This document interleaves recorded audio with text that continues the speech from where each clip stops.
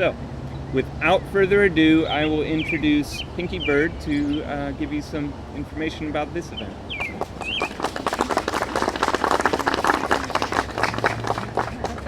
I am in awe, especially because there's so many people who are not in costume. And I'm not a play person, so I'm going to read my speech. I'm Pinkie Byrd, and I am a member of Friends of Silvermont. I thought our organization should be involved in the Transylvania County's committee to celebrate America's 250th anniversary. During my first meeting with the committee, there was a discussion of what happened in 1774. And someone mentioned the Edenton Tea Party. I was intrigued by the idea that 51 women, 250 years ago, were brave enough to defy the King of England. I'm not sure I would have had the nerve. After the meeting, Nancy Davis of the DAR, Marjorie Lillard from the Historical Society, and I formed a subcommittee with Heidi Gilligan, Chet Wright, and Tom Loveland from the Readers Theater at Silvermont, because we needed actors. Before we knew it, Chet and Tom had come up with a script, and we were trying to come up with a cast to perform in October. Remember what happened in October? Well, rather than cancel, we decided to postpone, and here we are, and I thank you very much for attending the Edenton Tea Party.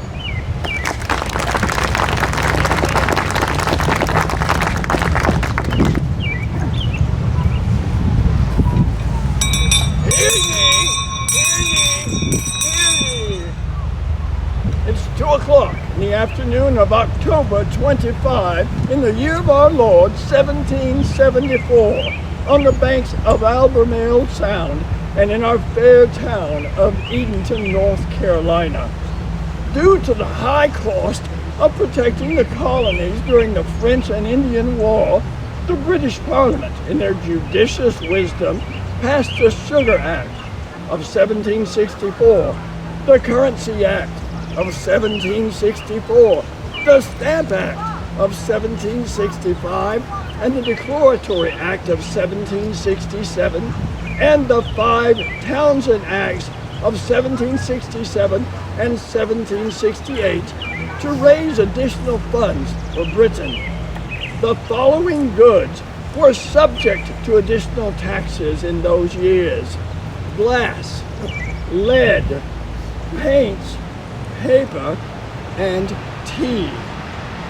Several of these acts were rescinded due to the opposition of the colonies, but the Tea Act of 1773 stands. God save the King!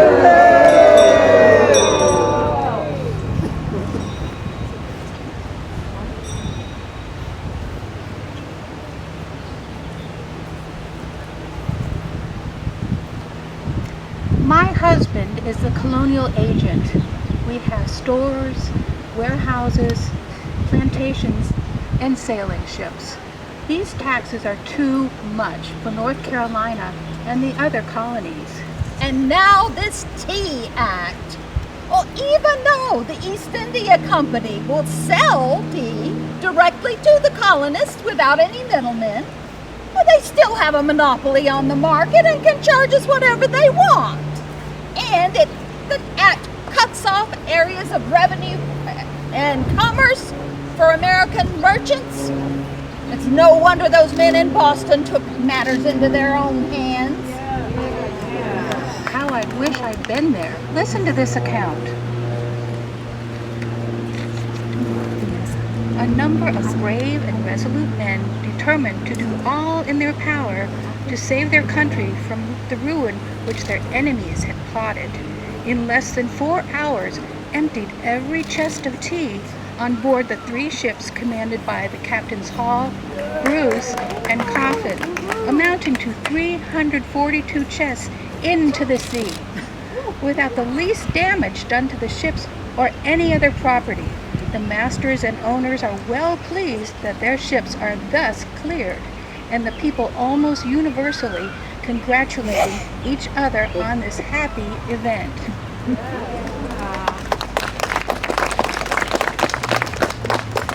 What bravery.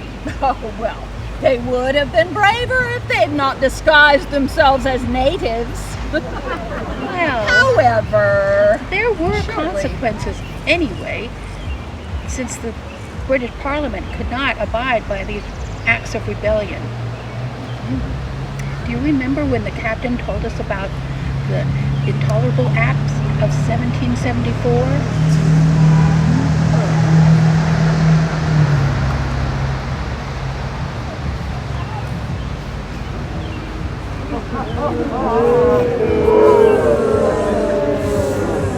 Attention, you subjects of the king.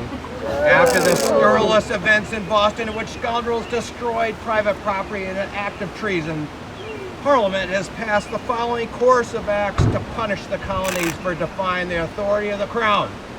Firstly, the port of Boston is closed until those responsible repay the East India Company and order is restored. So the East India Company is about to go bankrupt? And the Crown wants the colonies to help lift them up out of their own induced poverty? This is scandalous. Secondly, all positions in the Massachusetts colony government will be appointed by the governor, Parliament, or the king. Town meetings will be limited to once per year.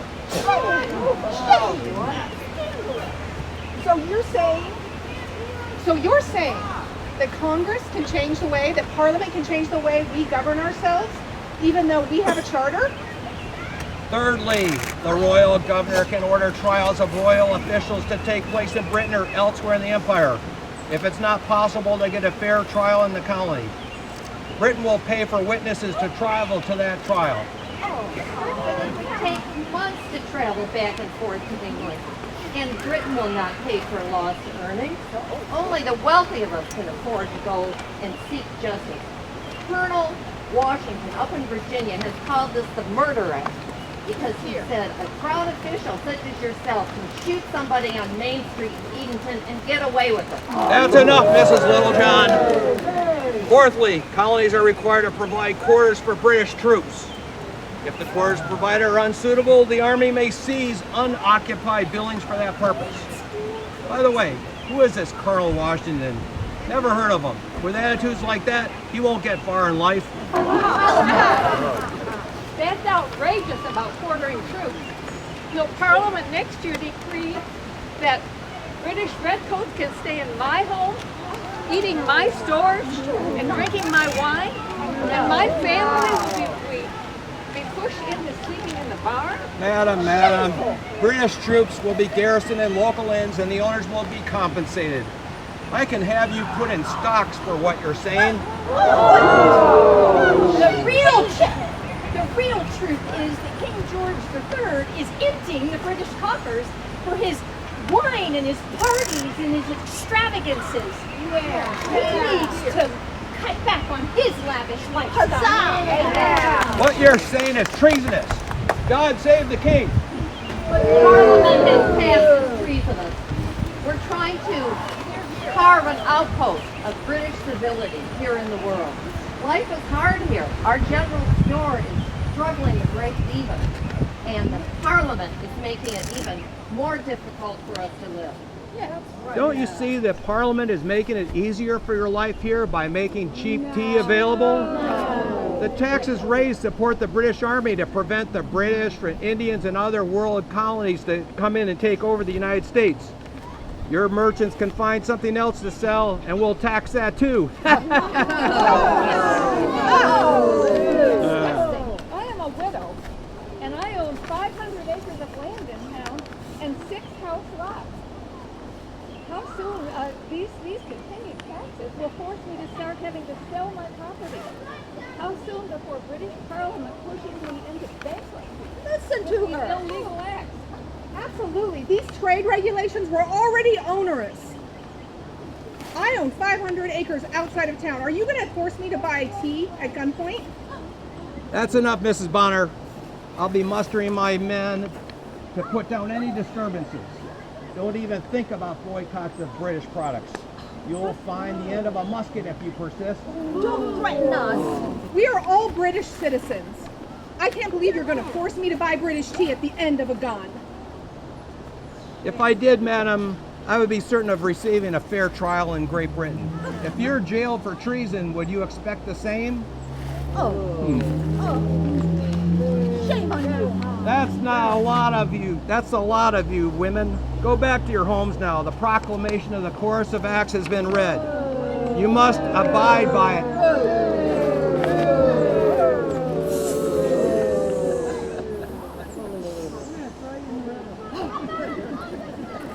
We heard the proclamation, but we did not abide by it.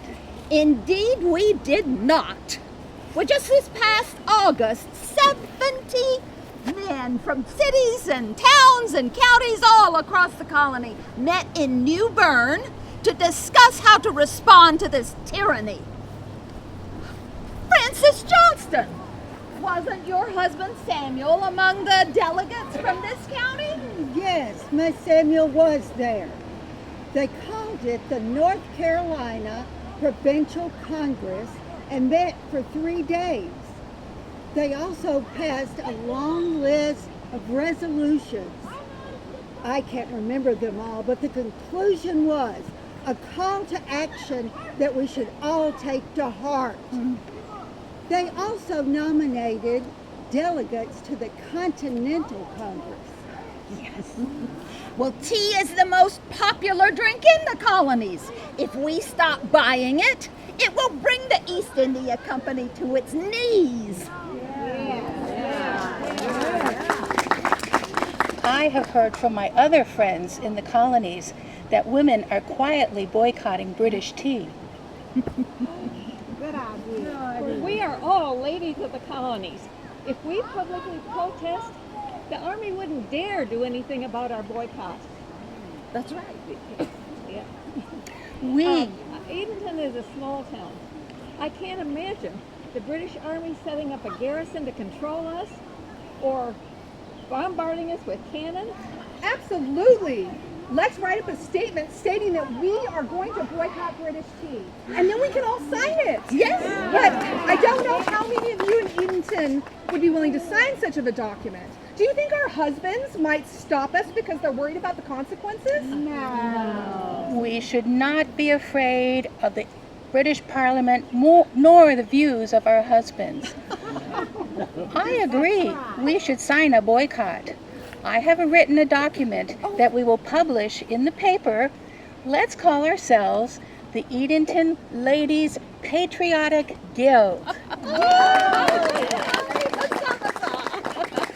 And we are not doing this simply because the men in our lives want us to, but because we feel it's our duty as concerned citizens.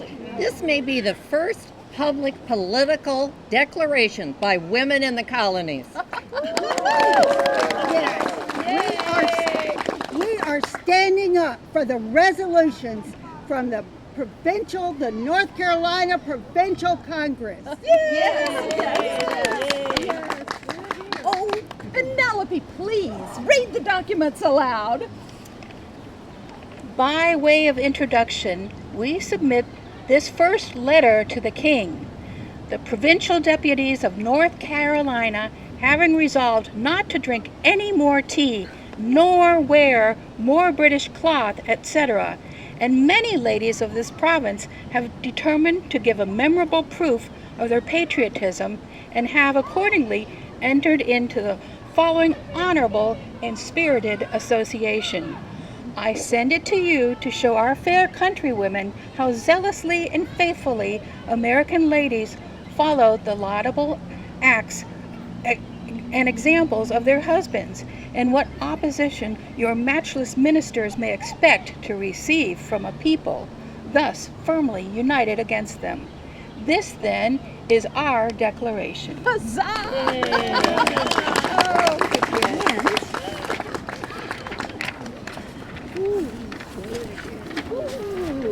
Windy, sisters.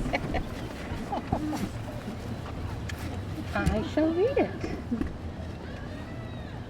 As we cannot be indifferent on any occasion that appears nearly to affect the peace and happiness of our country, and as it has been thought necessary for the public good to enter into this several particular resolves by a meeting of the members deputed from the whole province, it is a duty which we owe, not only to our near and dear connections who have concurred in them, but to ourselves who are essentially interested in their welfare, to do everything as far as lies in our power to testify our sincere adherence to the same, and we do therefore accordingly subscribe this paper as a witness of our fixed intention and solemn determination to do so.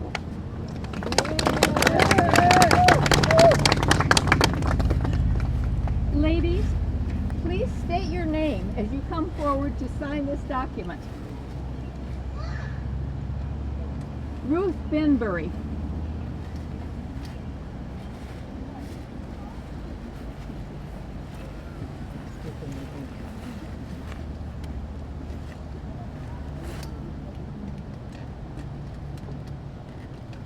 Penelope Barker.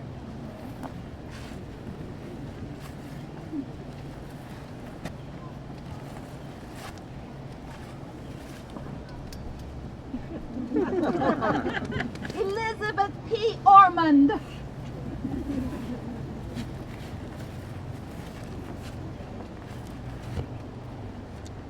Sarah Littlejohn.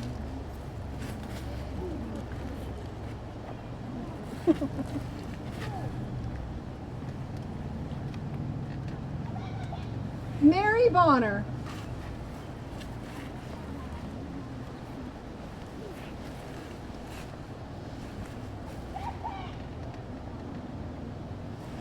Frances Johnstone.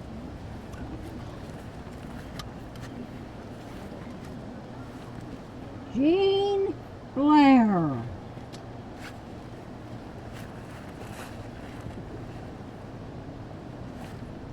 Abigail Charlton.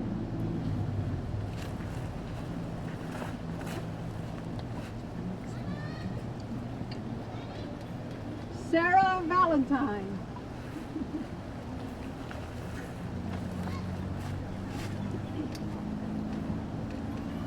Sarah Beasley.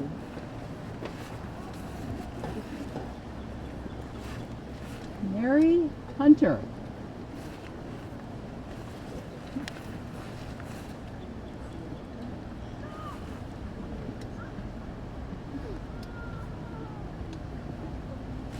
Lydia Bennett.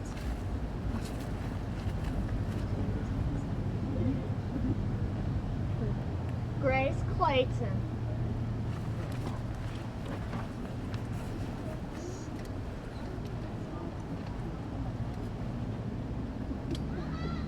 Elizabeth Cricket.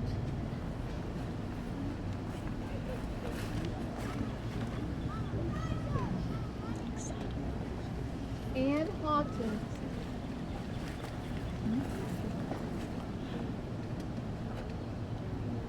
Teresa Cunningham.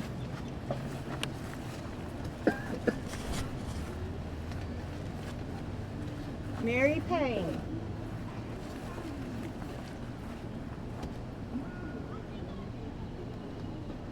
Penelope Dotson.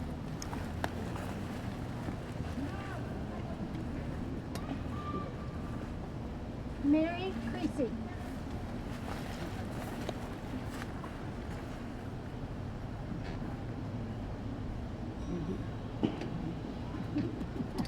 Anne Hall.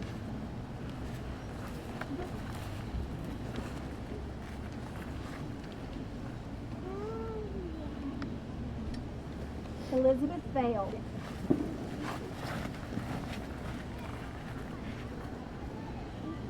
Elizabeth Patterson.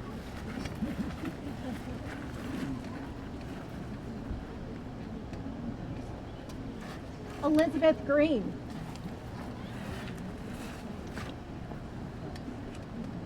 Mary Brown.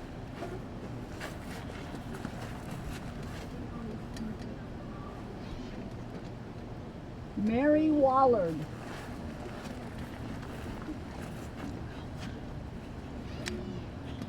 Sarah Howcott.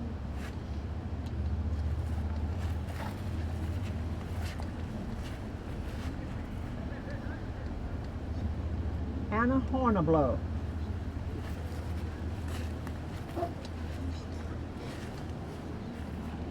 Marion Wells.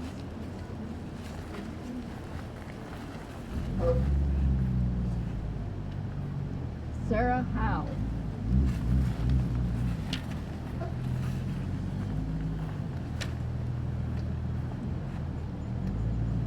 Mary Ramsey.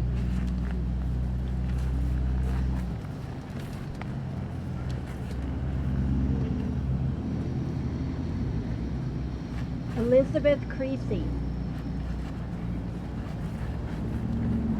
Susanna Vale.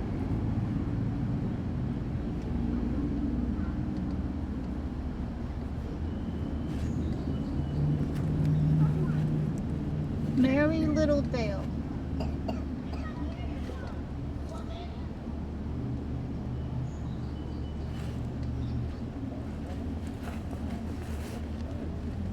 Elizabeth Roberts. Mother. Elizabeth Roberts. Mother. Elizabeth Roberts. Some of our ladies were not able to come today to sign, but we want to recognize them. They are Ann Anderson, Elizabeth Beasley, Mary Blount, Rebecca Bonfield, Lydia Bonner, Mary Creasy, Frances Hall, Ann Johnson, Elizabeth Johnston, Sarah Matthews, Margaret Pearson, and Jane Wellwood.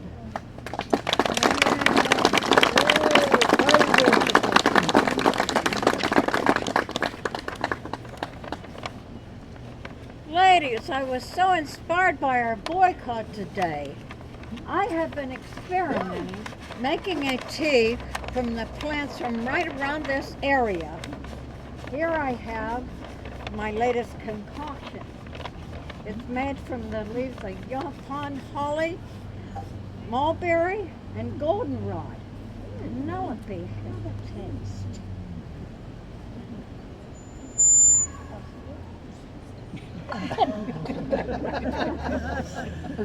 So what do you think?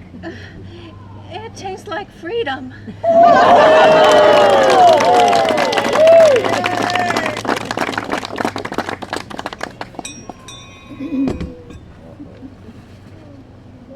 As a result of the Declaration being published throughout the colonies and in Britain, there was a great uproar of displeasure from the Loyalists and great acclaim from the colonies. An infamous political cartoon was published in Britain depicting the women as old hags with masculine features and unsupervised children. In fact, these were 51 ladies of high society in the colony of North Carolina, Yes. willing to put their name to paper, agreeing to boycott British goods. Their example served as an inspiration to other women in the colonies to join the boycott, giving women an opportunity to stand up as patriots. It's 2:30 in the afternoon of October 25, 1774, in Edenton, North Carolina, and all is well.